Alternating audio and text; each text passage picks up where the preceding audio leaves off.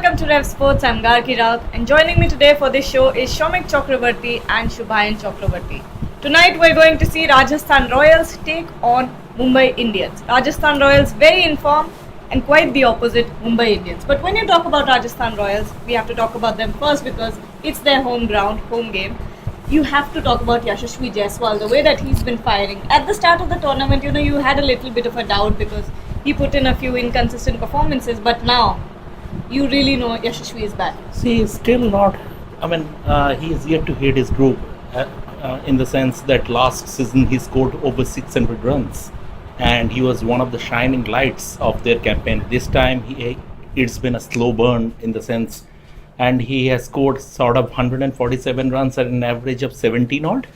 So it is not the Jaiswal that we know, especially on the heels of the Test series in England. Although it's a different format, but with an eye to the T20 World Cup, he needs to regain his mojo at the earliest, because this is now we are entering into the business stretch of the IPL, and after when the IPL ends, then inside 10 days India would be playing in New York against Ireland at the T20 World Cup. Yashasvi Jaiswal has a very, very good chance to make the cut as far as the Indian team is concerned, and the sooner he regains his mojo, the better. Shubhayan, quite the opposite of what I was expected to hear from you, because I thought you'd be, lavishing praise on Yashasvi Jaiswal, but you're not quite impressed by his performance so far. Because we know what he is capable of. Set the standard high. Yeah, what he is capable of. And he has the ability. He's one Indian opener who has the ability to single-handedly take the game away from the opponents. So from that point of view, the bulk of the scoring as far as Rajasthan Royals are concerned has been done by Riyan Parag, Sanju Samson, players like them. Josh Butler have come up with 2 match-winning innings. Rajasthan Royals, I won't be surprised if I don't know how fit is Josh Butler. He might be playing as an impact sub, and just to see the talent he has, the power hitting capability he has, Yashasvi needs to up his game at the earliest. Do you feel the same way? Do you feel not so impressed by Yashasvi's performances so far? No, I think I agree with what Shomik said, because Yashasvi has set the bench so high. We expect more and more runs from him in every game, and the kind of consistency he has shown for India in Test cricket, we expect him to replicate the same kind of form in IPL also. But it's a game of ups and downs. But right now, till the selection committee meets to pick the T20 World Cup squad, Yashasvi, however matches he plays, he will be fighting it to make it to the 15-member squad. He will go to the World Cup, but whether he goes in the main squad or as a standby will depend on the next 2 or 3 matches which he plays before the World Cup squad is picked, because Shubman Gill is there in contention and he's scoring runs. Not at a very fast rate, but he's still scoring runs. And then when selectors meet, I think they will look at the bulk of runs people are scoring and the kind of form they are in. Yashasvi has gotten a couple of good starts, hitting 4s and 6s, blazing starts. But again, 12, 15, 20 runs is not the benchmark for Yashasvi Jaiswal. 50s, 60s and 70s is. So hopefully in the next couple of matches we will see the best of Yashasvi Jaiswal for the sake of India. And Rajasthan Royals, when we talk about that, we'll get back to talking about the batting lineup for Rajasthan Royals. But in contrast, when you see Rajasthan Royals compared to previous seasons, let's say, they've always come in with a very strong squad, but it's the execution that quite lagged. This time around, what's changed? I think the mental fortitude, the way they have won against Kolkata Knight Riders. Basically, just Josh Butler batting on one leg. Virtually, he was batting on one leg. The way he pulled it off. Cricket at this level is basically a mental thing, right? In terms of skills, there are not much difference when you come to the highest level. But it's about the mental fortitude. Rajasthan Royals always had the squad, but when they were in the inaugural IPL season, when they were led by Shane Warne, we saw completely different body language of the players. They played for win, and this season they are playing for win. What do you think? I think the form, the consistency of Sanju Samson is one big reason. Riyan Parag stepping in with big runs is another reason. Their bowling unit has always been good, but the pace bowlers are supporting Chahal and Ashwin more this time around. Avesh Khan has been in excellent form. He's bowling some great overs in death bowling. He's bowling the tough overs and delivering it for them. They have options also. Kuldeep Sen is there. Sandeep Sharma, though he was injured, he's another again a very good option. And Trent Bolt, we know what he's capable of. So this is a very well-rounded squad. All the bases covered. They have hitters in Shimran Hetmeyer and others in down the order. Dhruv Jurel has not gotten the opportunity to bat for long. And that is because the top order has done the heavy lifting for them. So they are a very well-rounded squad. And when we did the preview before the season started, we all were in consensus that Rajasthan Royals is a team that will make it to the playoffs at least. We've got RR on one hand, who's been performing very consistently, but Mumbai Indians, always had this reputation that in the beginning of the tournament they wouldn't perform well, then make a comeback with a bang. But this time around, that phase has lasted a bit too long.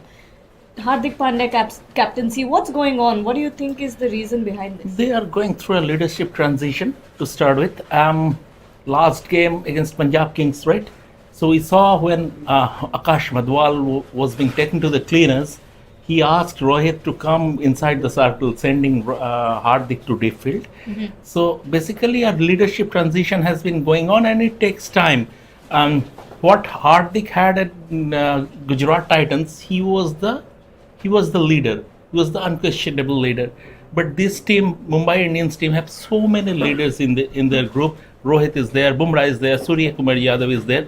So Hardik needs time to assert his authority, and you cannot, when there is Bumrah, you cannot assert your authority on Bumrah. You cannot assert your authority on Rohit Sharma or Surya Kumar Yadav. So this is this is a bit of topsy.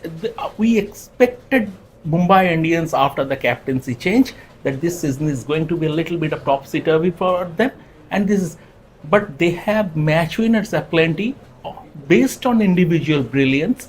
They have won matches. If you see, it's individual brilliance of Bumrah, Surya Kumar Yadav playing one heck of an innings.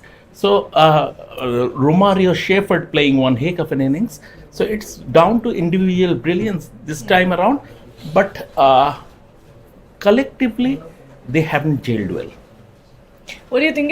This is a thing with franchise cricket because you also have your national teammates, you also have international superstars. So this is a thing, great point brought up by Shomik. What do you think? I think, and in the previous seasons, this was not the case because they had someone to look up to.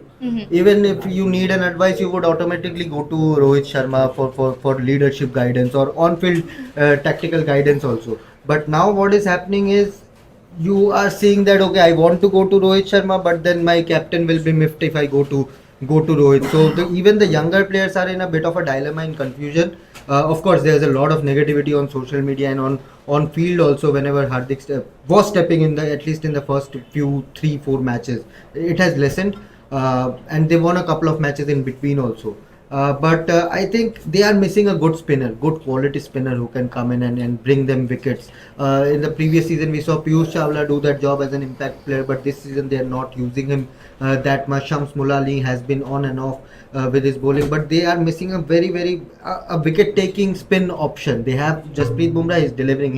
He's a genius. They have a Gerald Coetze who is doing really well with the ball. They have an Akash Madhwal who does the support act as a third pacer, and of course you have a Hardik Pandya who can bowl. But do you have a quality spinner, a match winner who can bowl those 4 overs in the middle overs and stop those heavy hitters in between before the 15th over comes into play? They don't have any quality spinners. That is why I think to succeed in IPL, whenever you see the previous winners, they always have a good quality spinner who can give you 15 to 20 wickets a season. I'm not talking about 25-30 wickets, but at least 20 wickets at a good 7 to 8 economy rate, who will put pressure on one end so that the other bowlers from the other end can also pick up wickets. But that is, I think, the gelling, the cohesiveness is missing. It is like watching Chelsea play. Right? Very valid point raised by Shubhan in the sense as far as spinners is concerned, because for example, someone in the mold of Yuji Chahal, when he is coming, he's taking big wickets. MI don't have a spinner.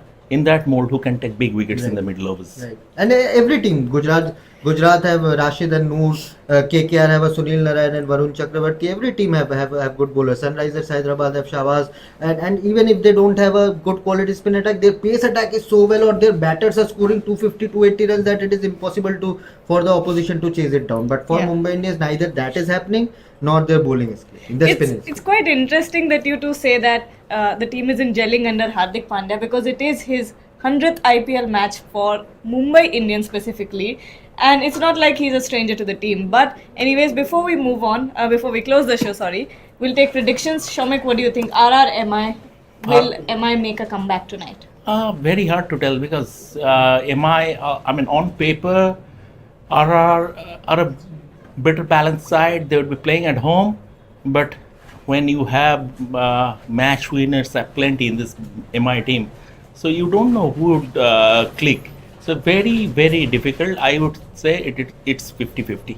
Oh, no prediction from Shomik. Yeah, 50-50. It's a draw. My prediction is no prediction. It's a super over. What about you? I think Mumbai will get this one. It's about time that. Oh, what makes you say that? Because it's See, RR's home Yashasvi is ground. not at his 100% best in terms of Josh his Butler form. might not Josh come back. Butler has a troublesome knee. He's not at it 100%. He was not supposed to play against KKR, but he played and scored 100. That's the genius of Josh Butler. But I think Mumbai Indians will bring in Jasprit Bumrah as soon as they will see Sanju Samson and Riyan Parag bat, because that is the informed pair, and I think that matchup Bumrah will any day win this. But another chance for you too. You know, I will get a prediction out of you. Mumbai Indians or RR? See, I mean, they will have to win. Rajasthan Royals are not in a position that they will have to win. So from that point of view, maybe 51 MI. And Because I'll give you an interesting stat that might help your prediction. Mhm. Last time Mumbai Indians won at this 2012. venue was in 2012. right, but history means nothing in this format. It's Oh. on the day. It's on the night basically. But as you have been insisting, I would say 51 Mumbai Indians and 49 Rajasthan Royals. Both Maybe going they for can try Mumbai. and Nuwan Thusara to just break that 212 drought since 2012. So let's see what happens, but I'm backing Mumbai to win this one. Okay, so that wraps up our conversation.